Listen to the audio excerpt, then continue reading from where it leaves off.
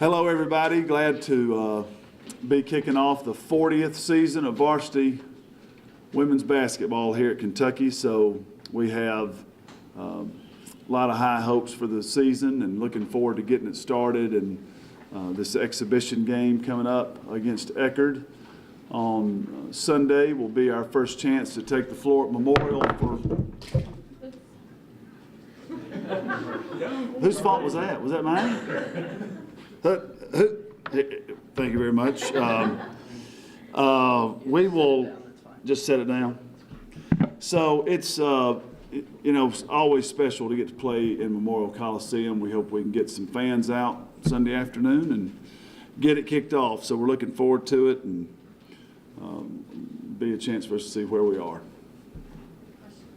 How are Kylan's spirits? They're good this morning. You know, I think that what you could expect is there'll be a range of emotions here early on. She's trying to have a really positive attitude. It's a very difficult situation. If you can imagine coming to play at Kentucky, and it's been something that you've looked forward to doing for so long, and to work so hard throughout the summer and work harder than you feel like you've ever worked before. And you get right here at the start of the season and that's taken away from you. It's a very difficult set of circumstances for her. What we've tried to focus on is that it's there could be better circumstances for her. She could be starting the season and playing, but it certainly could have been a lot worse too. And so right now I think she's really working hard to try and stay positive through a very disappointing set of circumstances. But I think in the end for her, it's great that she communicated with our training staff and our medical staff, and we were able to identify what was a serious problem, and now have her moving in a positive direction. So we'll work real hard with her to help her find a positive way out of this, and certainly believe that there's a positive outcome at the end of all this. Something was wrong. Yeah, so woke up Sunday night, got in bed early Sunday night because we were going to lift weights early Monday morning. So she went to bed around 9:30 and woke up about 10:30 with a very sharp pain in her chest. So couldn't identify it at that time, didn't know exactly what was going on. It subsided a little bit, was able to get some sleep, got up, was feeling some better, came in and lifted, but still was struggling with pain. So she asked the trainer for a couple of leave, and so we started asking what's going on. Then she said sharp pain in her chest. That's never really good. So that's when our plan went into action. So didn't practice Monday morning. We got her over to student health, and the good folks over at Chandler Hospital really handled everything wonderfully, and we had I think a CAT scan somewhere around 1 in the afternoon that revealed the blood clot. So we just couldn't be prouder of how it was handled, from Kyvan communicating to our medical staff handling it all the way through. We received excellent care throughout that process. So that's kind of how it all went down. You've only had her for one off season, but how much were you potentially counting on her, going into this season? Well, that's one great thing I feel about our program, and come to Kentucky. If you want a chance to play, you're going to get it here every single day. We have very up-tempo physical practices. Everybody gets reps. Everybody gets a chance. We have a talented team. There's no, quote, unquote, end of the bench where it's written in stone you're not going to play. So it's still so very early. So she had a great opportunity to earn playing time. She was certainly the freshmen are at a spot where they're behind from seniors or juniors or sophomores, and but I thought she had really come on the last week or so and was progressing well. So she would have had plenty of opportunity to play, and we won't know exactly what that would have looked like now, but she was certainly not somebody that we were looking at as not having no chance to play. She would have had ample opportunity to play.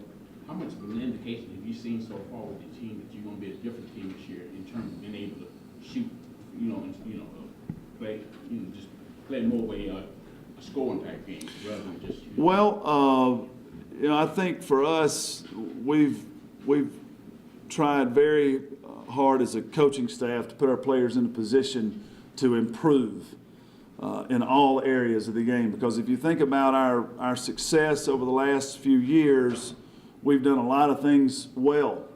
And we're not a million miles away anywhere in any phase of the game. It's small, incremental success we need to have, I think, and you can't pinpoint just one part of the game. So, I think that people maybe make too much of our half-court offensive execution. I just think that's a misnomer from standpoint, if you look at the points that we've been able to score, the games we've been able to win at the end of the game because we were able to execute a play.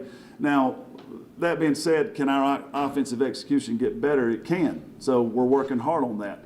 Can our defensive execution get better? It can, and all of that. So it has certainly been a period of time here in the preseason that we've paid attention to detail in every area, and I do see it hopefully going to make a difference for us in all areas of the program.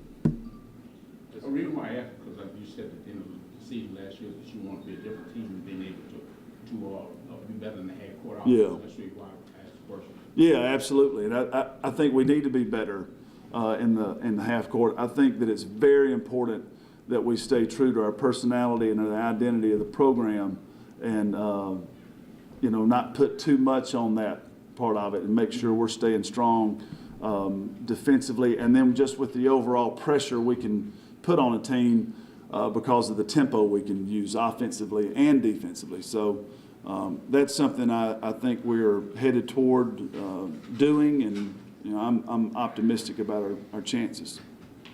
Kind of goes along with that, but what opportunity is this game as you try to figure out what this team is this year? Things you want to see against Eckerd that will help you kind of know what you have?